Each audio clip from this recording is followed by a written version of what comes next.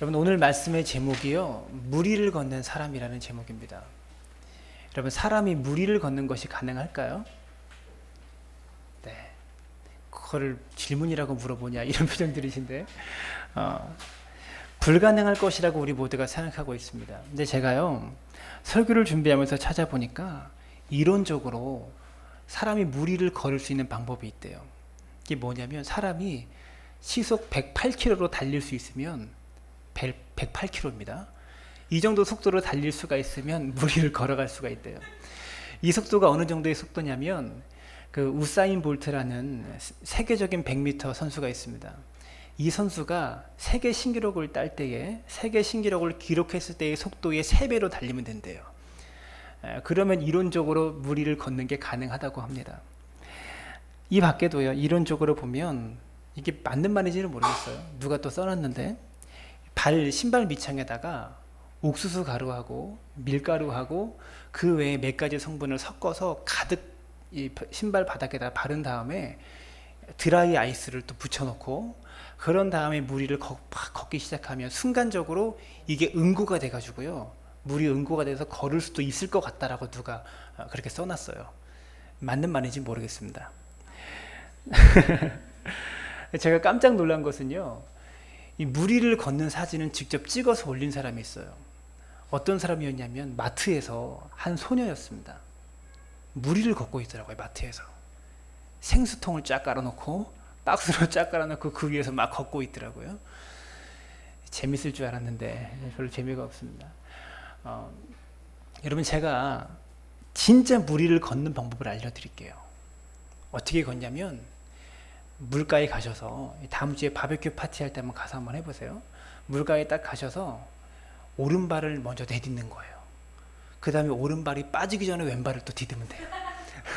그 다음에 왼발이 빠지기 전에 또 오른발을 디디면 무리를 걸을 수가 있습니다. 네, 한번 다음 주에 한번 해보시기 바라요. 여러분, 제가요, 말장난 하기 위해서 이런 소리를 한 것이 아닙니다. 한 주간 동안 우리 성도님의 삶과 인생을 제가 바라보면서 어떤 말씀을 전해야 될까 고민하다 보니까 이런 생각이 들었어요. 우리가 살아가고 있는 인생이라고 하는 것이 무리를 걷는 것과 같은 것이 아닐까. 내가 힘겹게 두려움과 그런 어려움 속에 힘겹게 한 발을 물 위에 내딛으면 빠질 것 같은 두려움과 걱정 속에 또 한 발을 겨우 내딛어서 이 발이 빠지기 전에 또 다음 발을 내딛기가 또 두려운 거죠. 우리 지나온 삶을 돌이켜보면 마치 무리를 걷는 것과 같은 그런 인생 아니었습니까? 그리고 앞으로 우리의 삶 자체가 언제 한 발을 내딛기가 두려울 정도로 빠지지는 않을까, 이런 걱정과 근심 속에 무리를 걷는 것과 같은 삶을 살고 있는 것이 우리의 인생인 것 같습니다. 인생을 바다라고 합니다. 산다는 것을 바다를 항해하는 것과 같다라고 사람들은 이야기합니다. 그래서 저는요, 오늘 이 말씀을 인생의 바다를 걷는 것과 같은 그 마음으로 말씀을 준비했습니다. 여러분, 예수님께서 무리를 걸으신 이 사건은요, 요한복음에도 기록되어 있어요. 저는 오늘 마태복음 본문을 가지고 말씀을 전하는데, 제가 전에도 이 무리를 걷는 사건을 가지고 설교한 적이 있습니다. 그때는 요한복음에 나타난 7가지 표적 사건을 중심으로, 요한복음을 중심으로 설교했지만, 오늘 이 마태복음에는요, 그때 없었던 이야기가 한 가지 첨가되어 있습니다. 무엇이냐면, 베드로가 예수님을 보고 예수님을 따라서 무리를 걸은 사건이 오늘 본문 속에 요한복음엔 없는 이 이야기가 마태복음에는 기록되어 있는 것이죠. 여러분, 예수님께서 무리를 걸으신 이 사건은요, 오병이어의 기적과 매우 밀접하게 연관되어 있어요. 오병이어의 기적이 무엇입니까? 보리떡 5개와 물고기 2마리를 가지고 5,000명이 넘는 수많은 사람들을 예수님께서 먹이신 기적이에요. 여러분, 보리떡 5개와 물고기 2마리로 15,000명, 그 자리에 15,000명이 있었다고 예상하거든요. 성경 속에서는 5,000명이라고 하지만 이 5,000명은 남자만 5,000명을 가리키는 거예요. 여자와 어린아이와 노인까지 합치면 15,000명이 넘었을 거라고 예상합니다. 이 수많은 사람들을 예수님께서 먹이셨던 거예요. 이 놀라운 기적과 연관되어 있습니다. 본문 22절에 보시면 이렇게 말해요. 22절 함께 읽습니다. 예수께서 즉시 제자들을 재촉하사 자기가 무리를 보내는 동안에 배를 타고 앞서 건너편으로 가게 하시고, 22절에 새로운 사건이 도입되고 있는데 재촉하다라는 단어가 있습니다. 이 재촉하다라는 단어가 이 헬라어로 아나그카조라는 단어입니다. 이 단어의 뜻은요, 강제하다, 강요하다 이런 의미가 담겨져 있어요. 예수님께서 오병이어의 기적이 일어난 그 현장에서 제자들을 강요하시고 강제적으로 이끌어 가시면서 빨리 여기를 떠나라 이렇게 재촉하고 계시다라는 것입니다. 여러분, 예수님께서 왜 제자들을 재촉하셔서 이 자리를 떠나라고 말씀하신 것일까요? 그것은 병행 본문인 요한복음 6장 15절을 보면 힌트를 얻을 수가 있습니다. 6장 15절에 뭐라고 말하냐면, 요한복음 6장 15절에 예수께서 그들이 와서 자기를 억지로 붙들어 임금으로 삼으려는 줄 아시고 다시 혼자 산으로 떠나가시니라. 예수님께서 이 땅에 오셔서요, 하나님의 나라에 대해서 가르치셨고, 하나님의 나라가 어떤 것이고 어떠한 방식으로 하나님의 나라가 이 땅에 임할 것이라는 것을 가르치셨어요. 그러면서 오병이어의 기적을 예수님께서 일으키셨는데, 사람들은요, 예수님께서 주시는 육적인 떡은 먹었지만, 육신의 떡은 먹고 배부르고 즐거워했지만, 정말로 예수님께서 가르치신, 예수님께서 주신 영적인 떡을 먹지 않았던 거예요. 그래서 사람들이 어떻게 했냐면, 우리의 배고픔을 해결해 주시는 분으로 예수님을 오해하고 억지로 예수님을 붙잡아다가 유대인의 왕으로 삼으려고 했던 것입니다. 예수님께서 말씀하신 진짜 떡, 참떡, 영적인 떡의 의미를 제대로 알지 못했다는 거예요. 하나님의 나라가 무엇인지, 하나님께서 세우신 하나님의 나라가 어떠한 방식으로 이 땅에 임하는지 그들은 몰랐던 것입니다. 예수님은요, 로마의 압제로부터 이스라엘을 구원하시기 위해서 이 땅에 오신 왕이 아니셔요. 예수님은 모든 인류의, 저와 여러분의 궁극적인 대적인 죄와 사망으로부터 우리를 구원하시기 위해서 이 땅에 오신 분이십니다. 사탄을 꺾으시고 사단을 발 아래 두시기 위해서 영적 전쟁을 위해서 이 땅에 오신 분이 바로 예수님이시라는 것이죠. 그래서 사람들은요, 오병이어의 기적을 체험했지만 예수님이 누구신지, 하나님이 어떤 분이신지를 알지 못했다라는 것이죠. 단지 배고픔을 해결해 주시고 떡 문제 해결해 주시고 먹을 것을 해결해 주시는 그런 분으로 예수님을 그렇게 믿었다라는 거예요. 그래서 억지로 예수님을 왕 삼으려고 사람들이 노력했다라는 것이죠. 예수님은요, 무리들 위에 군림하시는 왕이 아니라 섬기는 왕으로 이 땅에 오셨습니다. 예수님은 빛나는 보석을 왕관으로 쓰시기 위해서 이 땅에 오신 분이 아니라 가시 면류관을 쓰시기 위해서 오신 분이세요. 예수님은 황금으로 된 보좌 위에 앉기 위해서 이 땅에 오신 분이 아니라 십자가 위에 달리시기 위해서 이 땅에 오신 분이라는 것을 알아야 됩니다. 예수님은 고난당하시는 왕이세요. 이 고난당하는 왕이 세우는 나라는 완전히 다른 나라이고, 이 나라는 자기를 부인하고 자기 십자가를 지고 주님을 따라가는 자들을 통해서 세워지는 그런 나라라는 것이죠. 제자들을 건너편으로 보내셨던 그 예수님께서는요, 이 제자들이 예수님을 열광해서 왕으로 세우려는 무리들과 분리시켜야 된다는 필요성을 느끼셨습니다. 무슨 의도입니까? 너희들은 저들과 같아서는 안 돼. 나를 왕으로 세우려고 열광하는 저들처럼 너희들은 그렇게 되어서는 안 돼. 이렇게 말씀하셨다는 것이죠. 사랑하는 여러분, 예수님을 따르는 저와 여러분들에게 주님께서는 재촉하십니다. 영광의 자리를 떠나려고, 높임받는 자리를 떠나라고 그렇게 재촉하면서 우리를 아나그타조 하시면서 강제로 강요하시면서 영광받는 자리, 높임받는 자리를 그리스도인들은 떠나야 된다고 말씀하고 있는 것입니다. 오늘날 목회자의 자리가 너무 영광을 받고 높임을 받고, 교회가 세상 앞에 너무 영광받고 높임받는 자리에서 재촉하여 떠나라고 말씀하시는 주님의 음성을 들어야 하는 것입니다. 프란체스코 교황이 한국을 방문했을 때 그의 행보를 보고 사람들이 파격적이라고 이야기했습니다. 종교인들이 그렇게 대단한 종교인이잖아요. 교황이라면 흔히 타지 않는 그 경차를 타고 서울을 돌았고요. 그리고 그 프란체스코 교황은요, 가방 하나를 들고 있었는데 그 가방이 어떤 가방이냐면 이 가방을 비서에게 맡기지도 않아요. 비서나 수행원에게 맡기지도 않고 자기가 직접 이 가방을 들고 순회를 합니다. 이 가방이 어떤 가방이냐면 자기가 처음으로 사제로 서품 받을 때에 자신의 어머니가 주었던 가방이래요. 이 초심을 잃지 않기 위해서 이 가방을 늘 지니고 다니고 가지고 다닌다고 합니다. 근데 사람들이요, 특히 기독교인들이 이 프란치스코 교황의 행보를 보면서 파격적이다라고 말합니다. 근데 저는 아무리 봐도 그 모습이 파격적으로 보이지는 않고 기본적으로 보입니다. 여러분, 기본적인 모습 아닙니까? 파격적인 모습이 아니고요, 종교인으로 갖춰야 될 기본적인 모습을 프란치스코 교황은 보이고 있었던 거예요. 사랑하는 여러분, 오늘 우리에게 말씀하시는 아나그타조 하시는, 재촉하셔서 영광의 자리를 떠나가라고 말씀하시는 주님의 음성을 들을 수 있기를 바랍니다.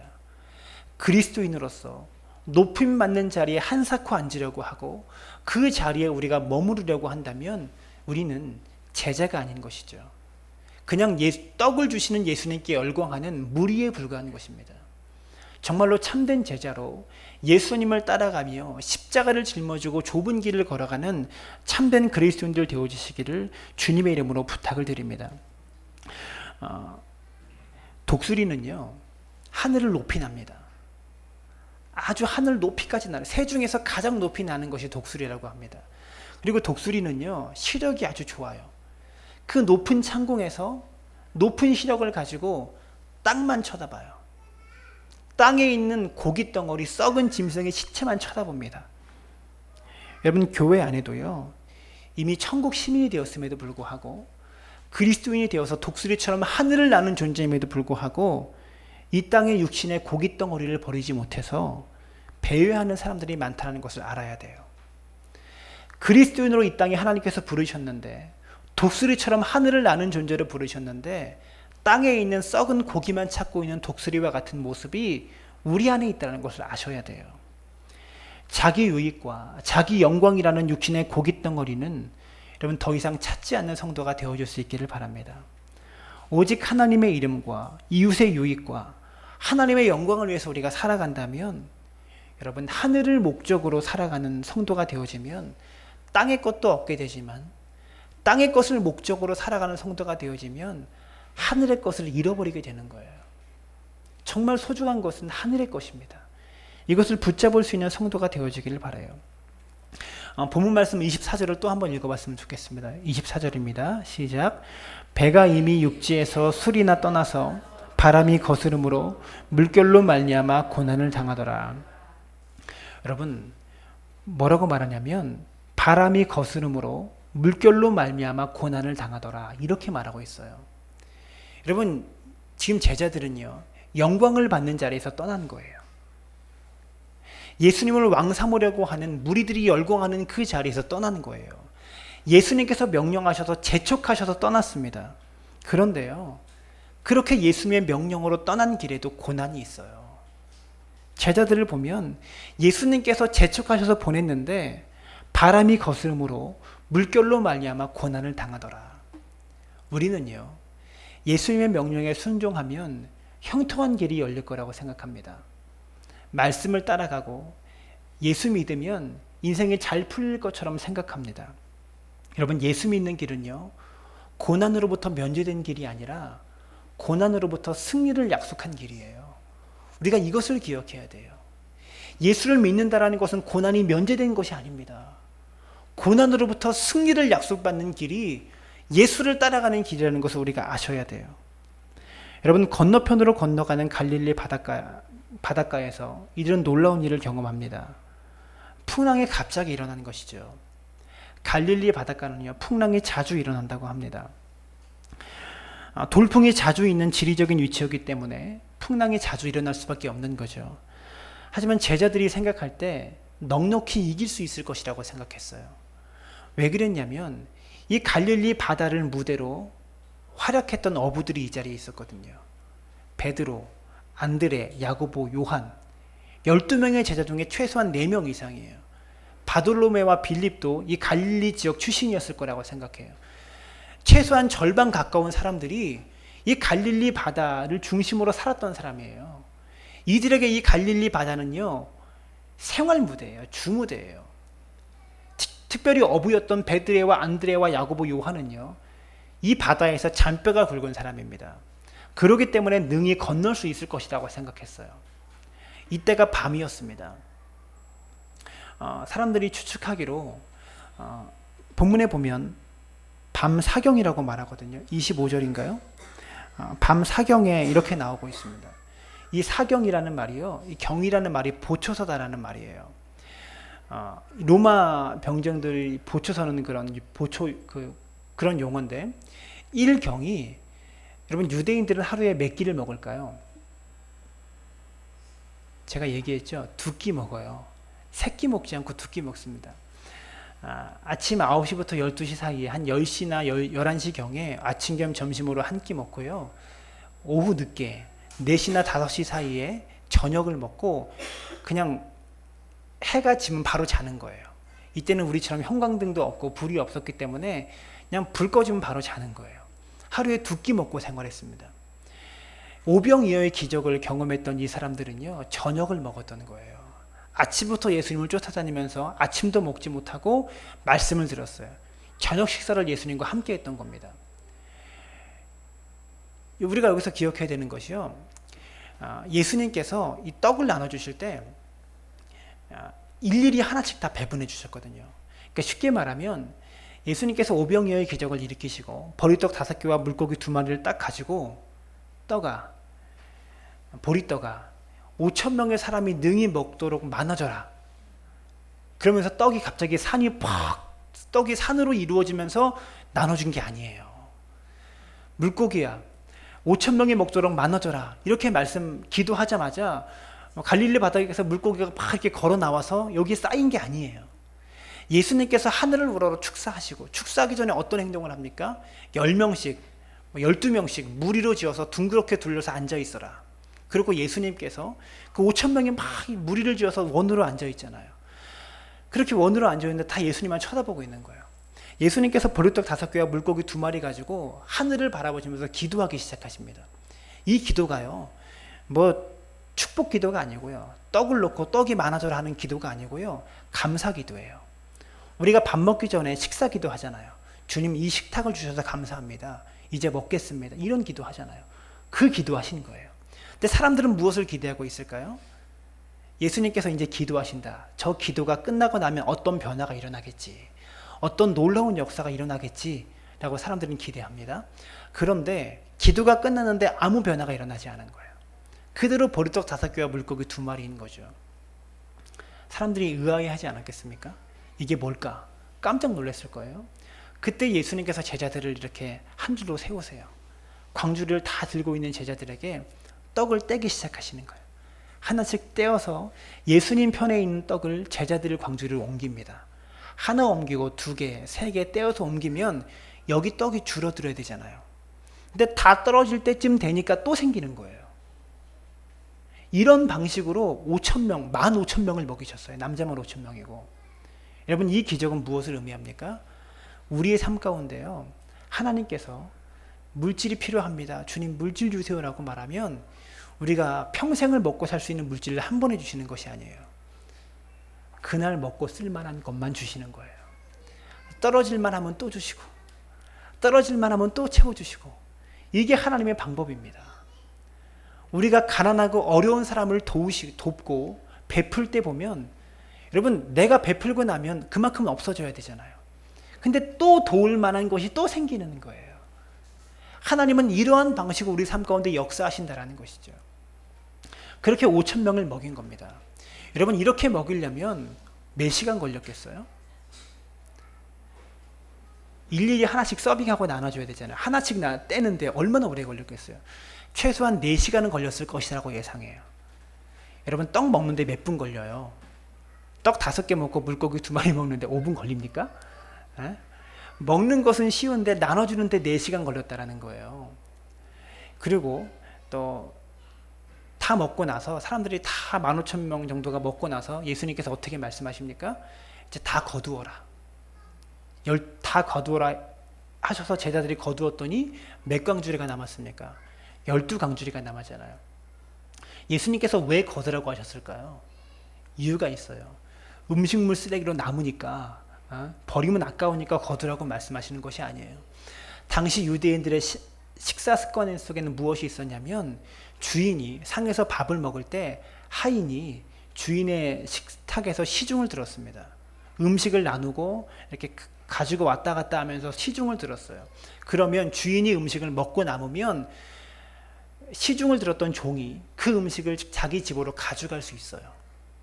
제자들은 예수님께서 배식하시는 식탁에 종으로 일한 것이잖아요.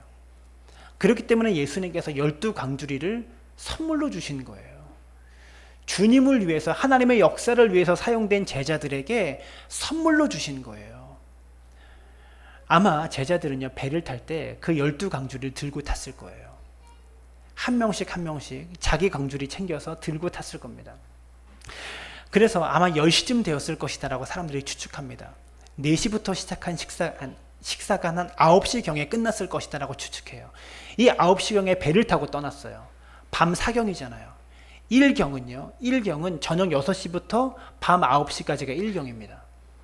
밤 9시부터 새벽 12시까지가 2경, 두 번째 보초서는 시간이에요.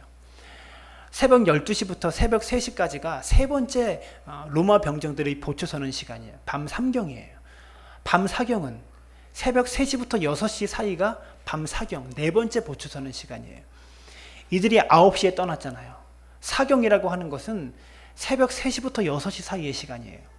그러면 한 4시로 잡읍시다. 새벽 4시로 잡으면 지금 밤 9시부터 새벽 4시까지 몇 시간을 바다에서 지금 이들은 헤매고 있는 겁니까?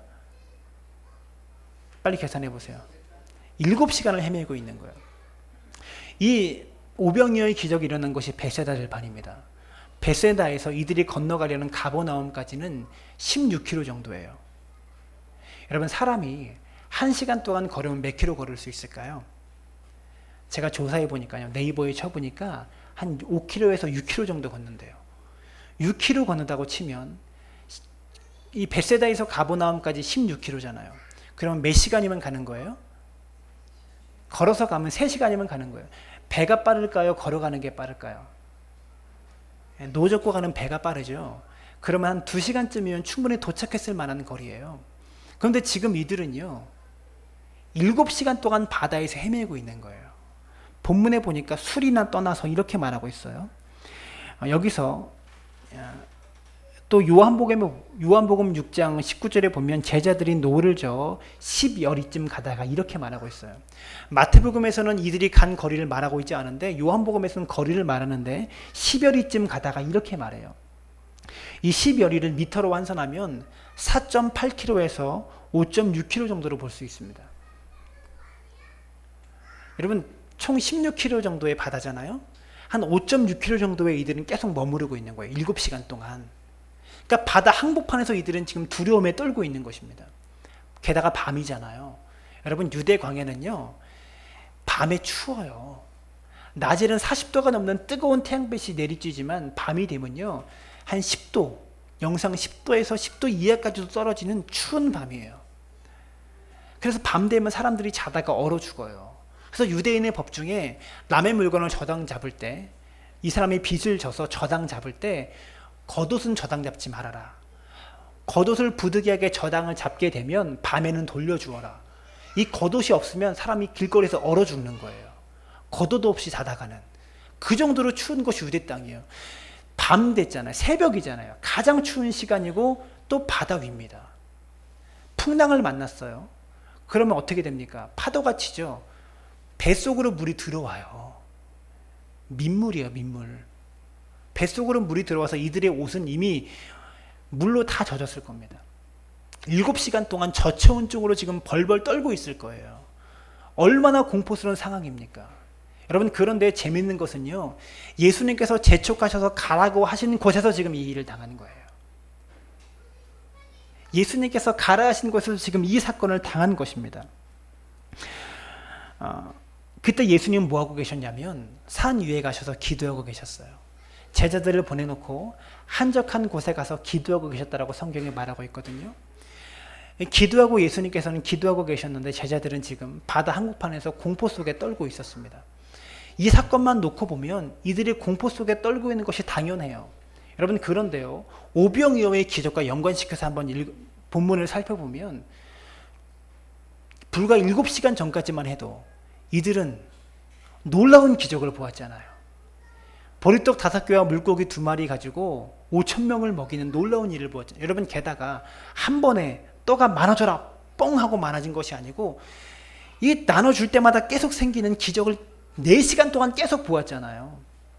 이 기적을 보았는데 이 두려운 공포 속에서 주님 나를 살려주세요, 예수님의 이름 부르면서 주님 저 좀 도와주세요라고 외치는 제자가 한 명도 없더라는 거예요. 수제자 베드로도 그렇게 외치고 있지 못하는 거죠. 얼마나 답답한 것입니까? 여러분, 기적을 경험한다고요, 우리가 주님 알게 되는 거 아니에요. 기적을 경험했다고 예수님 더 붙잡는 거 아니라는 것을 알아야 되는 것입니다. 이 제자들의 눈에는 주님이 보이지 않는 거죠. 여러분, 제자들의 눈은요, 5.6km 밖에 있었던 산에서 기도하고 계시는 주님이 보이지 않지만 주님의 눈에는 5.6km 밖에서 바다 위에서 공포와 두려움에 떨고 있는 이 제자들이 보이는 거예요. 사랑하는 여러분, 우리가 환난을 당하고 고난을 당할 때 우리의 눈에 주님이 보이지 않을 수가 있어요. 그러나 주님의 눈은 늘 우리를 향해 있다는 것을 우리가 기억할 수 있게 되기를 바랍니다. 시편 139편 7절부터 10절까지 말씀은 이렇게 말합니다. 내가 주의 영을 떠나 어디로 가며 주의 앞에서 어디로 피하리이까? 내가 하늘에 올라갈지라도 거기 계시며 스올에 내 자리를 펼지라도 거기 계시니이다. 내가 새벽 날개를 치며 바다 끝에 가서 거주할지라도 거기서도 주의 손이 나를 인도하시며 주의 오른손이 나를 붙드시리이다. 여러분, 이 말씀 믿으세요? 내가 새벽 날개를 치며 바다 끝에 거할지라도 거기서도 주의 손이 나를 인도하시며 나를 붙드시리이다. 여러분, 이 말씀이요, 그냥 우리 집에 마루에다가 액자로 걸어놓는 말씀이 아니고요, 진짜 지금 나의 삶의 이 순간에도 일어나고 있는 말씀이에요. 실현되고 있는 말씀입니다. 주의 손이 미치지 않는 장소와 주님의 손이 미치지 않는 곳이 없어요. 우리가 바다 한복판에서 고난을 당하고 있을 그 순간에도 주님은요, 우리를 바라보고 계시다는 것을 기억할 수 있게 되기를 바랍니다. 제자들이요, 짙은 후감을 뚫고서 예수님께서 이 바다 위를 걸어오시기 시작합니다. 이때 제자들이 공포에 질렸습니다. 무서워서 소리 질렀어요. 무엇인가가 어둠을 뚫고, 지금 나는 죽음의 공포를 앞두고 있는데 무엇인가 어둠을 뚫고 나에게 걸어오고 있다면 여러분, 저승사자가 찾아오나 이렇게 생각하지 않겠습니까? 여러분, 저라면 겁에 질렸을 거예요. 제자들도요, 이 예수님을 보고서 예수님을 알아보지 못하고 겁에 질립니다. 유령인 줄 알고 무서워합니다. 마가복음 그 6장 51절부터 52절을 보면 제자들이 바다 위를 걸으신 그 예수님을 바라보고 호들갑을 떨고 무서워했던 그 이유를 설명하고 있어요. 뭐라고 말하냐면, 배에 올라 그들에게 가시니 바람이 그치는지라 제자들이 마음에 심히 놀라니 이는 그들이 그 떡 떼시던 일을 깨닫지 못하고 도리어 그 마음이 둔하여졌습니다. 오병이어의 기적 속에 떡을 떼시던 그 예수님을 기억하지 못하고 마음이 둔하여졌기 때문에 이들이 예수님을 보고 두려워했다라는 것이죠. 여러분, 기적을 체험했지만 기적만 경험하고 그 기적을 일으키신 예수님을 깨닫지 못하면, 예수님이 누구신지 알지 못하면 기적이 소용없는 거예요. 이들은 기적의 현장 속에 사용되었지만 예수님이 누구신지를 제대로 깨닫지를 못했다라는 것이죠. 여러분, 기적을 통해서 기적을 행하시는 주님을 바라볼 수 있기를 바랍니다.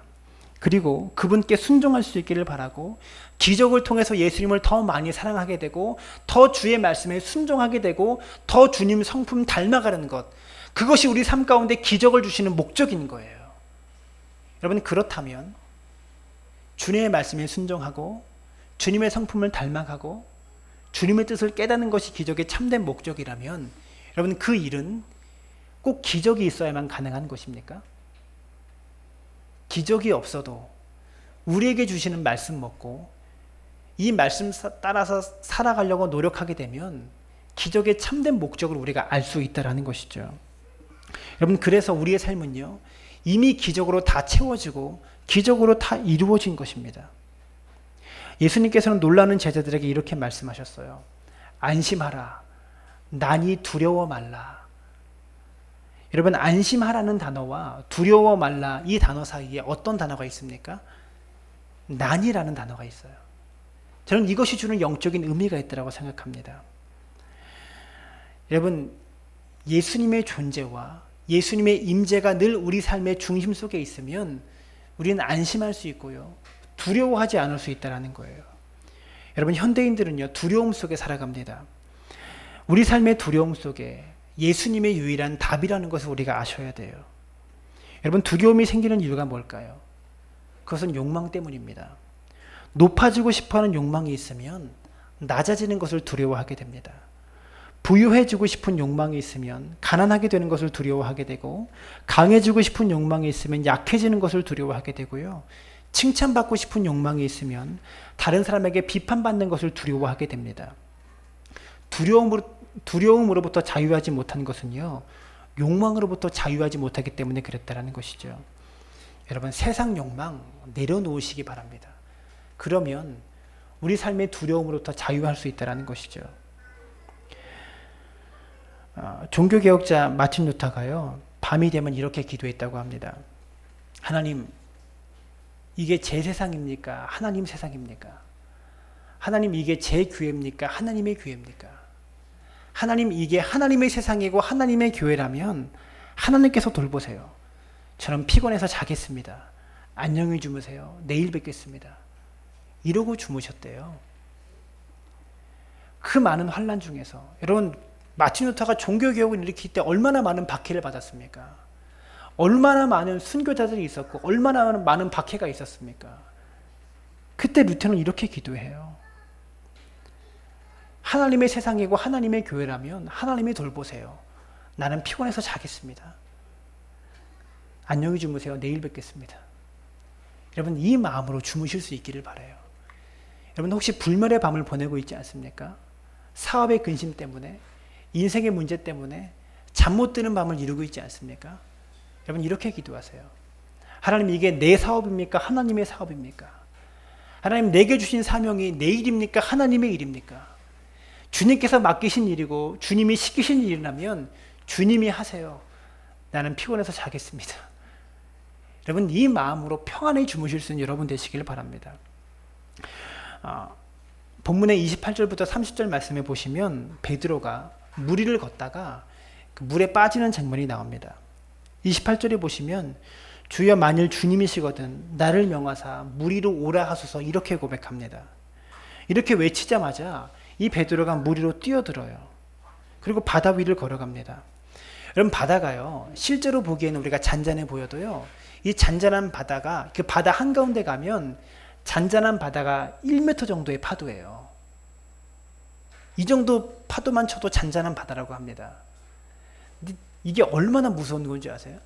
여러분, 과속방지턱이요, 높이가 10m예요. 10m, 10cm예요. 규격이 10cm예요. 그 과속방지턱만 우리가 차로 넘어도 덜컹하잖아요. 여러분, 그런데 1m의 파도가 배를 타고 가는데 친다고 생각해 보세요. 그것도 계속 오는 거예요. 이게 얼마나 위험한 건지 수영을 하는 사람도 바다 위에서 1m의 파도를 계속해서 만나면 살 수가 없어요. 베드로는 알아요. 발을 내딛고 바다 위로 걸어가는 것이 얼마나 어려운 건지 베드로는 알아요. 그럼에도 불구하고 베드로는 내딛잖아요. 베드로는 대단한 믿음을 보여준 겁니다. 아주 좋은 믿음의 예를 보여준 건데 바로 실패하고 맙니다. 30절을 보세요. 30절 다 같이 읽습니다. 시작. 바람을 보고 무서워 빠져가는지라 소리질러 이르되 주여 나를 구원하소서 하니. 여러분, 조금 전에 나를 명하사 물 위로 오라 하소서라고 순종하고 발을 내딛고 물 위로 갑니다. 근데 베드로가요, 바람을 보고 무서워 빠져가는지라. 그럼 베드로가 믿음으로 발을 물 위에 내딛었을 때 파도가 멈췄습니까? 1m가 되는 파도가 그대로였을 거예요. 바람이 멈추지도 않았고 환경은 그대로였을 것입니다. 그런데 주님을 바라보니까 그 파도가 보이지 않는 거예요. 주님을 바라보고 내딛었는데 내딛고 나니까 그때 파도가 보이고 바람이 보이기 시작하는 거예요. 30절에 바람을 보고 무서워 빠져가는지라. 사랑하는 여러분, 동일한 환경에서도요, 주님을 바라보면 무리를 걸을 수 있고요, 동일한 환경 속에서도 주님을 바라보지 못하면 물에 빠질 수 있는 거예요. 우리가 신앙적으로 믿음을 잃게 되는 경우가 외적인 환경이 악화되어서가 아니에요. 그것이 아닙니다. 환경이 좋아져도, 환경이 악화돼도 믿음을 잃어버리고 물에 빠질 수가 있는 것이죠. 베드로는 물 위로 내려가면서 한 번 극복했던 이 파도라는 문제에, 바람이라는 문제에, 자기가 극복했던 문제에 다시 넘어지고 만 것입니다. 여러분, 한 번 이겼던 문제에 우리가 넘어질 수 있어요. 물질의 시험 한 번 이겼다고 또 넘어질 수 있어요. 육신의 정욕 한 번 이겼다고 또 넘어질 수 있다는 거예요. 여러분, 이전의 성공 때문에 우리가 더 크게 실패할 수 있다는 것을 아셔야 돼요. 항상 하나님만 바라봐야 큰 물결도 넘을 수 있고 작은 물결도 계속해서 넘을 수 있는 것입니다. 여러분, 이것을 우리 삶에 적응하면 우리가 어떤 상황 속에 있는가, 지금 절망적인 상황에 있고 좋은 환경에 있고, 이것이 우리의 본질적인 문제가 아니라는 것입니다. 진짜 문제는 내가 지금 주님 바라보고 있는가, 이것이 문제라는 것이죠. 주님 바라보지 못하면 작은 물결에도 빠지고 큰 물결에도 빠져요. 그러나 주님 바라보면 작은 물결도 견디고 큰 물결도 견디어 이겨낼 수 있는 것입니다. 사랑하는 여러분, 혹시 삶의 거친 물결 앞에 지금 베드로처럼 바람을 바라보면서 의심하고 있다면, 여러분, 오늘 그 의심 이기십시오. 의심을 이기는 방법은 무엇입니까? 더 큰 믿음이 있을 때 의심을 이길 수 있는 것이죠. 처음에는 주님만 보이고 주님과 시선이 마주쳤는데 걷다 보니까 예수님이 보이는 것이 아니라 풍랑이 보이기 시작합니다. 예수님보다 바람이 먼저 보이고, 예수님보다 환경이 먼저 보이고, 예수님보다 내 한계가 먼저 보입니다. 그러는 순간 우리의 믿음은 물속으로 빠져 들어가는 거예요. 여러분, 이 땅에서 믿음을 가지고 신앙생활을 하는 것, 무리를 걷는 것과 같습니다. 언제 빠질지 몰라요. 그 순간에 주님만 바라보고 걸어가야 되는 것입니다. 여러분, 혹여 주님께 시선을 고정하고 달려갔다고 해도요, 불어오는 바람 때문에 다시 빠질 수가 있습니다. 그때 어떻게 해야 됩니까? 베드로가 말했던 것처럼 소리질러 이르되, 물에 빠지니까 소리질러 이르되 나를 구원하소서, 이렇게 주님께 또 외쳐야 되는 거예요. 나를 살려달라고, 나를 구원해달라고 우리가 그렇게 외칠 때 그때 주님의 손이 우리를 잡아주시는 것입니다. 여러분, 가장 중요한 것은 이것입니다. 말씀의 결론 맺겠습니다. 본문 32절에 이렇게 말해요. 배에 함께 오르매 바람이 그치는지라. 예수님께서 배에 오르셔야 되는 거예요.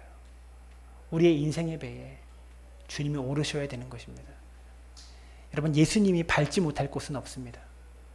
주님과 함께 동행하게 되면 여러분, 우리는요, 주님과 함께 세상의 그 어떤 곳이라도 밟을 수 있어요. 여러분, 밟히지 마세요. 밟고 사세요. 물질에 밟히지 마시고 물질을 밟고 사시고, 세상의 욕심에 밟히지 마시고 욕심을 밟고 사세요. 주님과 동행하면 그 어떤 것이라도 우리는 밟을 수 있고 주님과 함께 걸을 수 있다는 것을 기억할 수 있는 믿음의 사람 되어지시기를 주님의 이름으로 축원합니다.